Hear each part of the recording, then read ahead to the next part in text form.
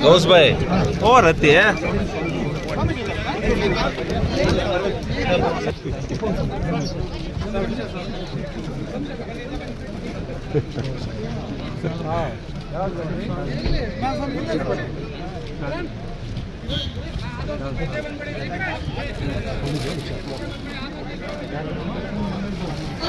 వైభవంగా మన వీకోటలో ఎంతో మంది అలాగే మరి జ్యోతి ప్రజ్వలన ఈ రోజు బ్రహ్మాండమైనటువంటి మన కెంపేగౌడ గారి విగ్రహాన్ని మనం ఆవిష్కరించాం. కెంపేగౌడ గురించి రెండు మాటలు చెప్పాలి. ఈ రోజు బెంగళూరులో ఆ బెంగళూరు సిటీ గతంలో ఏదైతే బెంగళూరు పట్టణంగా అభివృద్ధి చెందిందో దానికి కారకులు కెంపేగౌడ గారి ఆలోచన అని చెప్పి సందర్భంగా కూడా ఒకసారి గుర్తు చేస్తా ఉన్నా.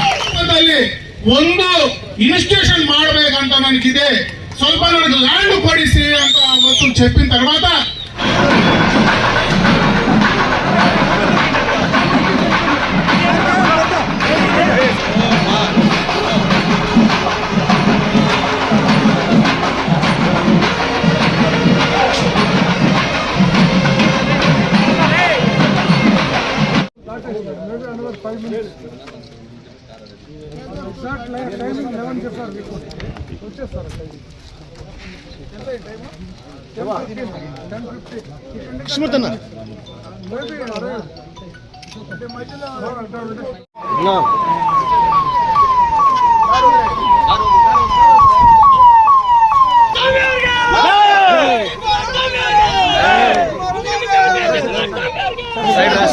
సైడ్ రండి నా సైడ్ నా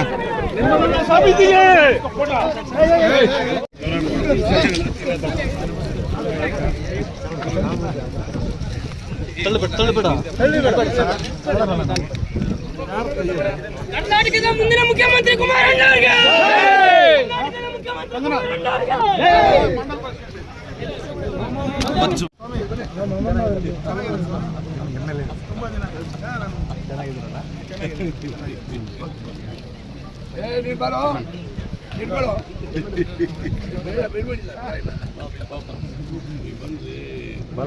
ಸೆಕ್ಯೂರಿಟಿ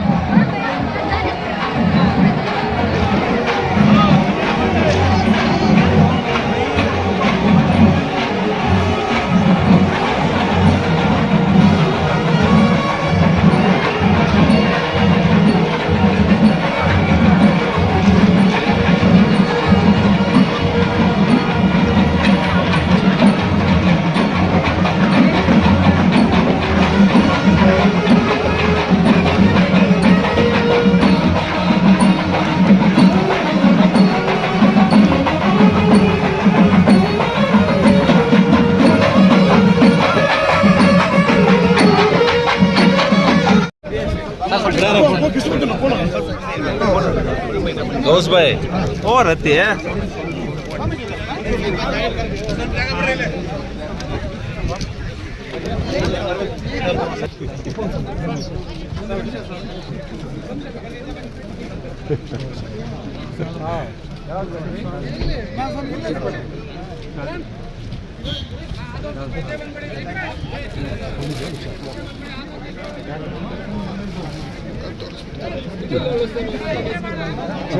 ఇక్కడ ಬನ್ನಿ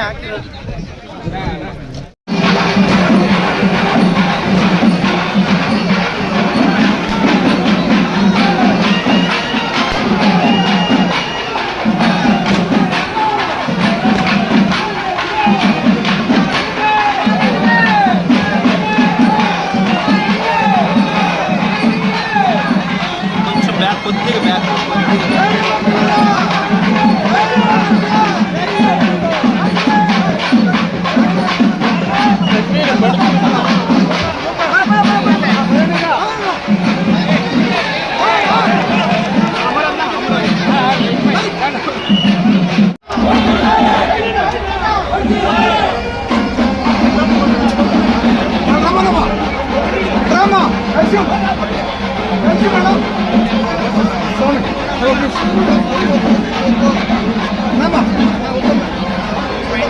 श्रीराम राम रामेति रमे रामे मनोरमे सहस्रनाम तत्तुल्यं राम नाम वनानमे वनमाले गतिशङ्गे शङ्गे चक्रे चनन्दके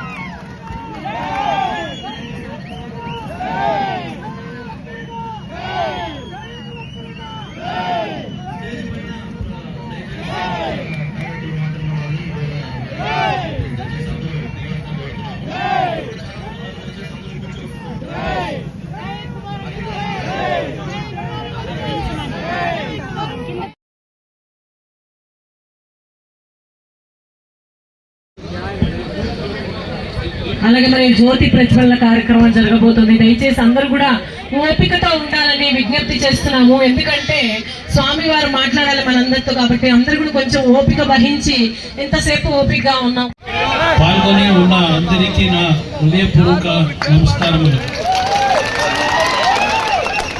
వేదిక మీద దివ్య సాన్నిధ్యం వహించి ఉన్న పరమ పూజ్య స్వామి వారే, అందరూ నాయకులు, మరియా వి కోట ప్రజలందరికీ నా నమస్కారములు.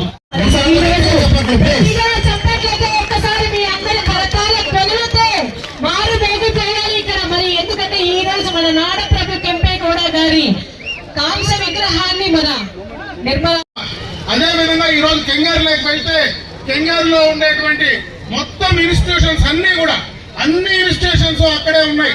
ఈ రోజు ఆ రోజు కెంగారులో పెద్దలు నాకు ఒక మాట చెప్తే నేను ఆ రోజు వెళ్ళి ఆ హాస్పిటల్ కి సంబంధించి హైదరాబాద్ లో ఏదైతే గ్లోబల్ హాస్పిటల్ ఉందో ఆ గ్లోబల్ హాస్పిటల్ కి సంబంధించినటువంటి వారి మేనేజ్మెంట్ తో ఒకసారి మాట్లాడి ఈ కాలేజీకి అనుసంధానం చేయమంటే నేను 15-20 రోజులు హైదరాబాద్ లో ఉండి ఆయన మాట ప్రకారం చేసినటువంటి సందర్భాన్ని ఈ రోజు ఆ మహానుభావుని దగ్గర నేను గుర్తు చేసుకుంటాను. ఆ మఠాన్ని ఆ యొక్క రాష్ట్రంలో, దేశంలో బ్రహ్మాండంగా చేశాడు. ఆయన అడుగుజాడల్లో ఈ రోజు నడవడానికి మనమందరం కూడా సిద్ధంగా ఉన్నాం. ఈ రోజు బ్రహ్మాండమైనటువంటి మన కెంపేగౌడ గారి విగ్రహాన్ని మనం ఆవిష్కరించాం. కెంపేగౌడ గురించి 2 మాటలు చెప్పాలి. ఈ రోజు బెంగళూరులో ఆ బెంగళూరు సిటీ గతంలో ఏదైతే బెంగళూరు పట్టణంగా అభివృద్ధి చెందిందో దానికి కారకులు కెంపేగౌడ గారి ఆలోచన అని చెప్పే సందర్భంగా కూడా ఒకసారి గుర్తు చేస్తా ఉన్నా. ఎందుకంటే నేను బెంగళూరులో చదివాను కాబట్టి నాకు తెలుసు. ఈ రోజు బెంగళూరులో మనకు బసవన గుడికి పోతే బ్రహ్మాండమైనటువంటి పెద్ద మన బసవన విగ్రహం ఒకే శిలతో తయారు చేసినటువంటి విగ్రహం ఉంది. ఆ విగ్రహాన్ని తయారు చేసినటువంటి వ్యక్తి కెంపేగౌడ గారు. ఈ రోజు బెంగళూరులో మనకు అల్సూర్ లేక్ ఈ రోజు బ్రహ్మాండంగా డెవలప్ చేస్తా ఉన్నారు. హెపాలోపతి లేక్ బ్రహ్మాండంగా ఉంది. ఇవన్నీ కూడా డెవలప్ చేశారు. ముందు చూపుతో చేశారంటే అటువంటి కెంపేగౌడ గారిని ఈ రోజు ఆ విగ్రహావిష్కరణ ద్వారా ఆయన ఆలోచనలు ఏ రకంగా ఉన్నాయి, భవిష్యత్తు ఏ రకంగా ఉంటుందనేటువంటి విషయాన్ని కెంపేగౌడ గారు మన సమాజానికి 100 సంవత్సరాలు దాటినా ఆ సమాజానికి తెలియజెప్పే ప్రయత్నం చేస్తున్నారు. కాబట్టి ఈ సందర్భంగా ఒక మాట చెప్పే ప్రయత్నం చేస్తున్నా. అదేవిధంగా వారి అమృత హస్తాలతో ఈ రోజు బాలగంగాధర స్వామి గారు పైన ఉన్నారు. ఆయన దీవెనలే మనందరికీ కావాలా. నాకు ఆ మఠంతో దాదాపు 35 సంవత్సరాలుగా సంబంధాలు ఉన్నాయి. ఆయన ఒకే కోరిక జీవితంలో నన్ను కోరారు.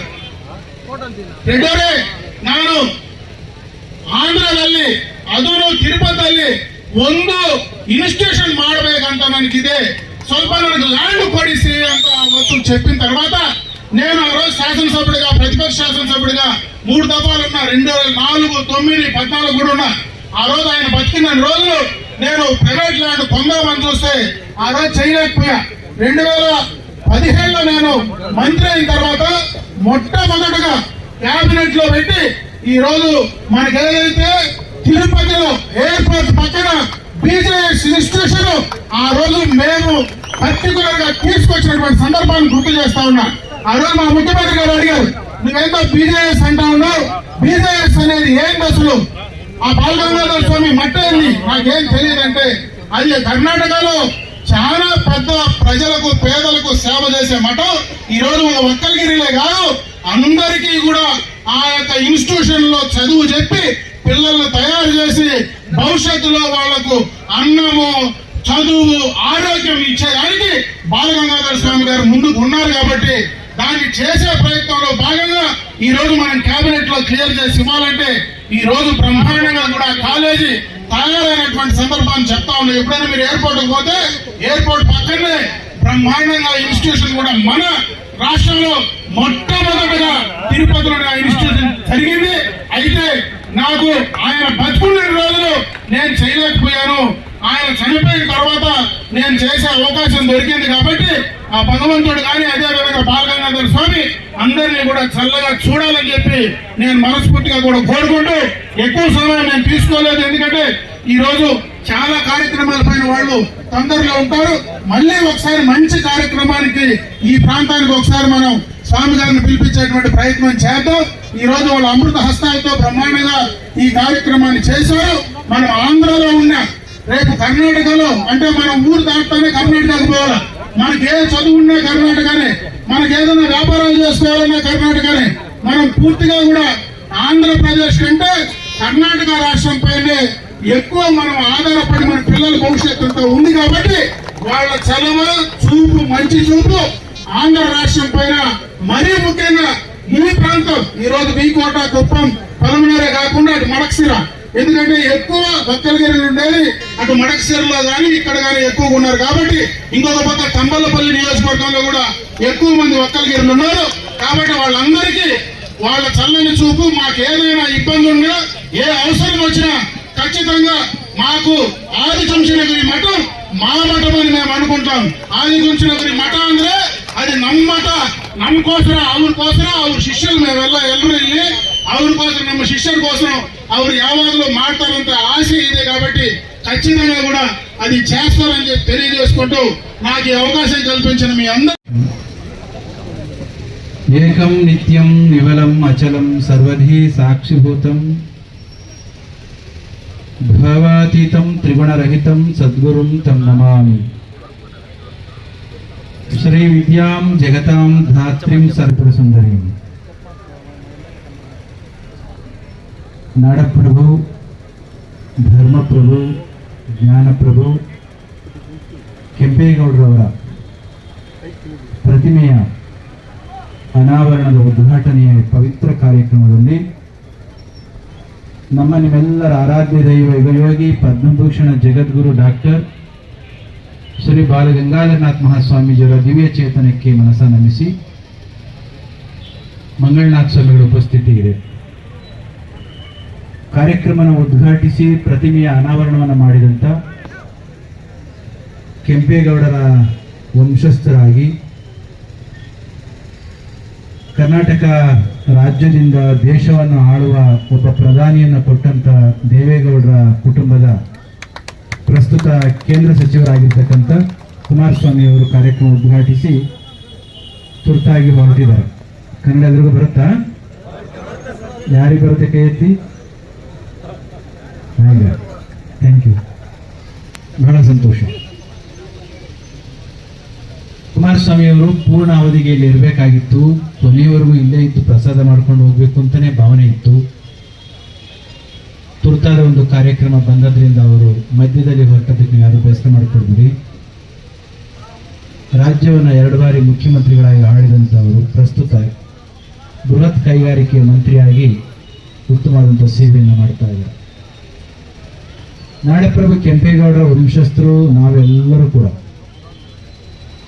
ಆದರೆ ಒಂದು ವಿಶೇಷ ಏನು ಅಂತಂದರೆ, ಕೆಂಪೇಗೌಡರು ನಮ್ಮ ಒಕ್ಕಲಿಗ ಬಂಧು ಆದ್ರೂ ಕೂಡ ಬೆಂಗಳೂರನ್ನು ಕಟ್ಟುವ ಸಂದರ್ಭದಲ್ಲಿ ಒಂದು ನಾಡು ಅಭಿವೃದ್ಧಿಯನ್ನು ಹೊಂದಬೇಕು ಅಂದರೆ ಸಕಲ ಧರ್ಮೀಯರು, ಸಕಲ ಜನಾಂಗದವರು ಕೂಡ ಒಟ್ಟು ಕೂಡಬೇಕು, ಒಟ್ಟಾಗಿ ಶ್ರಮಿಸಬೇಕು ಅನ್ನೋ ಕಾರಣಕ್ಕೆ 64 ಪೇಟೆಗಳನ್ನು, ಜಾತಿ ಆಧಾರಿತ ಪೇಟೆಗಳು ಅನ್ನೋ ರೀತಿಯಲ್ಲಿ ಹೊರಗಡೆಗೆ ಕಾಣಿಸುತ್ತೆ, ಆದರೆ ಅದಾಗಲ್ಲ.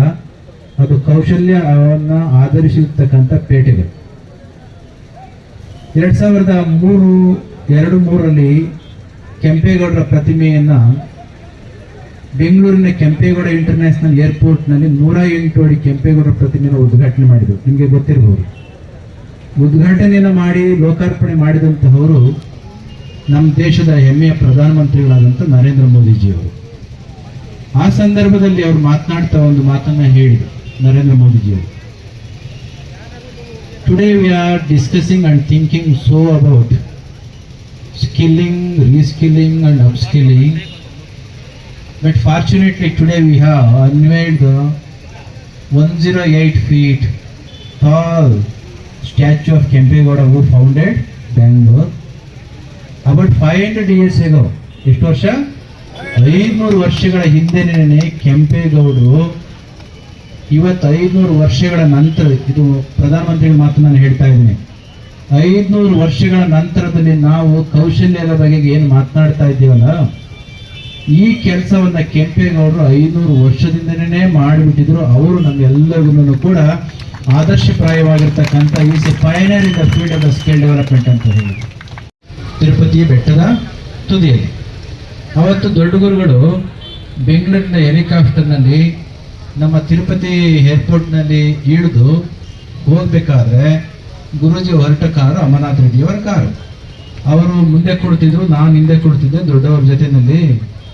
ಅಮರನಾಥ ರೆಡ್ಡಿಗೆ ಹೇಳಿದರು, ನೋಡಪ್ಪ ಯಾರು ಅನ್ಯತೆ ಭಾವಿಸ್ಲಿಕ್ಕೆ ಹೋಗ್ಬೇಡಿ, ಹೇಳಿ ಕೇಳಿ ನಮ್ಮ ತಿರುಪತಿ ಬೆಟ್ಟ ಇದೆಯಲ್ಲ, ಪುರಾಣದ ಕಾಲದಲ್ಲಿ ಇದು ಭೈರವನ ಬೆಟ್ಟ ಆಗಿತ್ತು ಗೊತ್ತಾ ನಿಮಗೆ?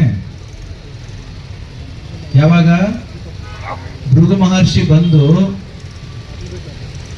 ಈ ತ್ರಿಮೂರ್ತಿಗಳಲ್ಲಿ ಸರ್ವಶ್ರೇಷ್ಠ ಯಾರು ಅಂತ ಪರೀಕ್ಷೆ ಮಾಡಲಿಕ್ಕೆ ಹೊರಟಾಗ, ಆ ಕತೆ ನಿಮಗೆ ಗೊತ್ತಲ್ವಾ? ಆ ಸಂದರ್ಭದಲ್ಲಿ ಗೊತ್ತಿಲ್ವಾ ಕತೆ ನಿಮಗೆ? ಎಷ್ಟು ಜನ ಗೊತ್ತು ಕೈ ಐತಿ? ಗೊತ್ತಿಲ್ಲ ಅಂದ್ರೆ ಕತೆ ಹೇಳ್ತೀನಿ, ಗೊತ್ತಿದ್ರೆ ನಾನು ಆಯ್ಕೆ ಮುಂದಕ್ಕೆ ಹೋಗ್ತೇನೆ. ಬಹಳ ಬುದ್ಧಿವಂತರಿದ್ದೀರಿ. ಇದು ಕತೆ ಗೊತ್ತು ಹೇಳ್ತೇನೆ, ನಿಮಗೆ ಗೊತ್ತಿದೆ. ಆ ದೇವಲೋಕದಲ್ಲಿ ಒಂದು ದೊಡ್ಡ ಯಾಗ ಮಾಡ್ತಾ ಇರ್ತಾರೆ, ಹೌದಾ? ಯಾಗ ಮಾಡಿದ್ಮೇಲೆ ಯಾಗದ ಅಂತಿಮ ಫಲವನ್ನ ಕಲ್ಮಿನೇಷನ್ ಫ್ರೂಟ್ ಅಂತ ಕರಿತೀವಲ್ಲ, ಆ ಯಾಗದ ಎಸೆನ್ಸ್ ಅನ್ನ ಯಾರಿಗೆ ಕೊಡಬೇಕು ಅಂತ ಯೋಚನೆ ಮಾಡ್ಬೇಕಾದ್ರೆ ಅವ್ರು ಯೋಚನೆ ಮಾಡಿರ್ಲಿ ಒಂದು ಯಾರಿಗೆ ಕೊಡಬೇಕು ಅಂತ. ಕೊನೆಗೆ ತ್ರಿಮೂರ್ತಿಗಳಿಗೆ ಕೊಡಬೇಕು ಅಂತ ಯೋಚನೆ ಮಾಡಿದ್ರು. ಯಾರ್ಯಾರು ತ್ರಿಮೂರ್ತಿಗಳು? ಬ್ರಹ್ಮ, ವಿಷ್ಣು, ಮಹೇಶ್ವರ. 3 ಜನಕ್ಕೆ ಕೊಡಬೇಕು. 3 ಜನದಲ್ಲಿ ಯಾರೋ ಒಬ್ರಿಗೆ ಕೊಡಬೇಕು. ಒಬ್ರಿಗೆ ಕೊಟ್ಟರೆ ಒಬ್ಬರಿಗೆ ಬೇಜಾರಾಗುತ್ತೆ, ಒಬ್ಬ ಬರಲ್ಲ ಬೇಜಾರು ಮಾಡ್ಕೊತಾರೆ. ಅದಕ್ಕೋಸ್ಕರ ಅವ್ರೇನ್ ಮಾಡಿದ್ರು, ಈ 3 ಜನದಲ್ಲಿ ಶ್ರೇಷ್ಠ ಯಾರು ಅಂತ ತಿಳ್ಕೊಂಡು ಬರ್ಲಿಕ್ಕೆ ಅಂತ ಒಬ್ಬ ಋಷಿಯನ್ನ ಕಳಿಸ್ಕೊಡ್ತಾರೆ. ಯಾರನ್ನ ಕಳಿಸ್ತಾರೆ? ಭೃಗು ಮಹರ್ಷಿಯನ್ನ ಕಳಿಸ್ಕೊಡ್ತಾರೆ. ಏಡಿ ಕೇಳಿ ಕೋಪಿಷ್ಟ ಮನುಷ್ಯ. ಅವರು ಫಸ್ಟ್ ಎಲ್ಲಿಗೆ ಹೋಗ್ತಾರೆ? ಕೈಲಾಸಕ್ಕೆ ಹೋಗ್ತಾರೆ. ಆ ಕೈಲಾಸದಲ್ಲಿ ಈಶ್ವರ ಕಲ್ಲಿನ ತರ ಕುಳಿತುಬಿಟ್ಟಿದ್ದ. ಹೀಗೆ ಕಲ್ಲಿನ ತರ ಕುಳಿತಿರ್ತಕ್ಕಂಥ ಈಶ್ವರನ ನೋಡಿ ನನ್ ಬಂದ್ರು ಕೂಡ ರೆಸ್ಪೆಕ್ಟ್ ಕೊಡ್ಲಿಲ್ಲ ಅಂತ ಹೇಳಿ ಶಾಪ ಕೊಟ್ಟನಂತೆ. ನಾನು ಬಂದಾಗ ಕಲ್ಲಿನ ತರ ನೀನ್ ಕುಳಿತಿರೋದ್ರಿಂದ ಮುಂದೆ ಭೂಲೋಕದಲ್ಲಿ ಜನಗಳು ನಿನ್ನನ್ನ ಪೂಜೆ ಮಾಡೋದಲ್ಲ, ಕಲ್ಲನ್ನ ಪೂಜೆ ಮಾಡ್ಲಿ ಅಂತ ಹೇಳಿದ್ರು. ಇವತ್ತು ನಾವೆಲ್ಲ ಈಶ್ವರನ ಯಾವ ರೂಪದಲ್ಲಿ ಪೂಜೆ ಮಾಡ್ತೇವೆ? ಶಿವಲಿಂಗ ರೂಪದಲ್ಲಿ ಪೂಜೆ ಮಾಡ್ತೇವೆ. ಅಲ್ಲಿಂದ ಸೀದಾ ಸತ್ಯಲೋಕಕ್ಕೆ ಹೋದ. ಸತ್ಯಲೋಕ ಯಾರ್ದು? ಬ್ರಹ್ಮನದು. ಬ್ರಹ್ಮನು ಕೂಡ ಗೊತ್ತಿಲ್ಲದ ಹಾಗೆ ಕುಳಿತುಬಿಟ್ಟ, ಅವನಿಗೂ ಶಾಪ ಕೊಟ್ಟ. ಭೂಲೋಕದಲ್ಲಿ ಯಾರು ಕೂಡ ಪೂಜನೆ ಮಾಡಬಾರ್ದು ಅಂತ. ಕೊನೆ ಪಕ್ಷ ಶಿವನಿಗೆ ಪೂಜನಾರ ಮಾಡಲಿ ಬೇರೆ ರೂಪದಲ್ಲಿ ಅಂತನಾದ್ರೆ ಹೇಳಿದ್ ನಾವು. ಆದ್ರೆ ಬ್ರಹ್ಮನಿಗೆ ನೋ ಒನ್ ಶುಡ್ ವರ್ಶಿಪ್ ಬ್ರಹ್ಮ ಇನ್ ಕಲಿಯುಗ ಇನ್ ಆನ್ ಪ್ಲಾನೆಟ್ ಅರ್ತ್ ಅಂತ ಶಾಪ ಕೊಟ್ಟ. ಅದಕ್ಕೆಲ್ಲಾದ್ರೂ ಬ್ರಹ್ಮನ ದೇವಸ್ಥಾನ ನೋಡಿದ್ದೀರಾ? ಅದು ಇನ್ನು ಉಳಿದಿರೋದು ಒಂದೇ ಒಂದು. ಯಾವುದು? ವೈಕುಂಠ ಅಲ್ವಾ? ವೈಕುಂಠಕ್ಕೆ ಹೋದ ಅಷ್ಟೊತ್ತು ತಾಯಿ ಲಕ್ಷ್ಮಿಯ ಜೊತೆಯಲ್ಲಿ ಒಂದು ದೈವದತ್ತವಾಗಿರ್ತಕ್ಕಂಥ ನರ್ತನ ಮಾಡಿ ಸುಸ್ತಾಗಿ ಆರಾಮ ಮಲಗಿದ್ದ ಮಹಾವಿಷ್ಣು. ವಕ್ಷಸ್ಥಳದಲ್ಲಿ ಲಕ್ಷ್ಮಿ ಇದ್ದು ಆ ಮನುಷ್ಯ ಆಗ ಮಾಡಿದ. ಎಲ್ಲಿ? ಬ್ರಹ್ಮಲೋಕದಲ್ಲಿ. ಕೈಲಾಸದಲ್ಲಿ ಇವ ಹಿಂಗ್ ಮಾಡಿದ. ಈ 3 ಜನದಲ್ಲಿ ಯಾರು ಯೋಗ್ಯರು ಅಂತ ಹುಡುಕಕ್ಕೆ ಅಂತ ಬಂದ್ರೆ ಈಗ ಆಯ್ತಲ್ಲ ಅಂತ ಹೇಳಿ ತುಂಬಾ ಬೇಜಾರಾಗಿ ಅವನಿಗೆ ಶಾಪ ಕೊಟ್ಟಿದ್ದ, ಇವನಿಗೆ ಕೋಪ ಮಾಡಿ ಬೈದಿದ್ದ. ವೈಕುಂಠಕ್ಕೆ ಬಂದಾಗ 2 ಮಾಡಲಿಲ್ಲವಂತೆ. ಕಾಲೆತ್ತಿ ಸೀದಾ ವಕ್ಷಸ್ಥಳಕ್ಕೆ ಒದ್ಬಿಟ್ಟ. ವಕ್ಷಸ್ಥಳದಲ್ಲಿ ಯಾರು ಮಲಗಿದ್ರು? ಲಕ್ಷ್ಮೀದೇವಿ ಮಲಗಿದ್ರು. ಏಟ್ ಬಿದ್ದದ್ದು ಯಾರಿಗೆ? ವಿಷ್ಣು ಒದಿಸ್ಕೊಂಡು ಏನ್ ಮಾಡಿದ ಗೊತ್ತಾ? ಕೋಪಿಷ್ಠನಾಗಿರ್ತಕ್ಕಂಥ ಭೃಗು ಮಹರ್ಷಿಯ ಪಾದದಲ್ಲಿ ಒಂದು ಕಣ್ಣು ಇರ್ತಲ್ಲ, ಒತ್ತ ಕೋಪದ ಕಣ್ಣನ್ನ ಕಿತ್ತಾಕ್ಬಿಟ್ಟು ಅವನು ಶಾಂತನಾಗಿದ್ದ. ನಾನು ಒದ್ರೂ ಕೂಡ ಇವ ಇಷ್ಟೊಂದು ಶಾಂತಿಯಿಂದ ನನ್ನ ಪಾದ ಸೇವೆ ಮಾಡ್ತಾವನಲ್ಲ ಅಂತ ಹೇಳಿ ಇವನೇ ಸರ್ವಶ್ರೇಷ್ಠ ಅಂತ ಹೋಗಿ ಋಷಿಗಳಿಗೆ ಹೇಳಿದ. ಯಜ್ಞದ ಫಲ ಯಾರಿಗೋಯ್ತು? ಮಹಾವಿಷ್ಣುವಿಗೆ ಹೋಯ್ತು. ಅವ್ರೇನೋ ಅವಾರ್ಡ್ ಕೊಟ್ರು, ಮನೆಯಲ್ಲಿ ಬೆಂಕಿ ಹತ್ರು. ಏನಾಯ್ತು ಮನೆಯಲ್ಲಿ? ಅಯ್ಯಮ್ಮ ಮೇಡಮ್ ಹೇಳಿದ್ರು, ಮೇಡಮ್ ಅಲ್ಲಪ್ಪ ಲಕ್ಷ್ಮೀ, ಆಧುನಿಕ ಮಾತಾಡ್ತಿದ್ರು. ಲಕ್ಷ್ಮೀದೇವಿ ಹೇಳಿದ್ರು, ಅಲ್ಲ ನಿನ್ನ ಜಗತ್ತೆಲ್ಲ ಪೂಜೆ ಮಾಡ್ತಾರೆ ಅಂತ ನಾನು ನಿನ್ನ ಮದುವೆ ಆದ್ರೆ ನೀನು ಎಲ್ಲರ ಹತ್ರನು ಒದಿಸ್ಕೊಂಡು ಕುತ್ಕೊಳ್ತೀಯಲ್ಲ, ನೀನು ನನ್ನ ಹೆಂಗಿರೋದು ಕೋಪ ಮಾಡ್ಕೊಂಡು ಮುನ್ಸ್ಕೊಂಡು ಭೂಲೋಕಕ್ಕೆ ಬಂದ್ಬಿಟ್ಟು ತಾಯಿ. ಗಂಡಸರಿಗೆ ಅನ್ಸುತ್ತೆ ಒಮ್ಮೊಮ್ಮೆ, ಹೆಣ್ಮಕ್ಳನ್ನ ತವ್ರ ಮನೆಗೆ ಹೋದ್ರೆ ಬಹಳ ಸಂತೋಷ ಆಗುತ್ತೆ 1-2 ದಿನ. ಆಮೇಲೆ ಏನಾಗುತ್ತೆ?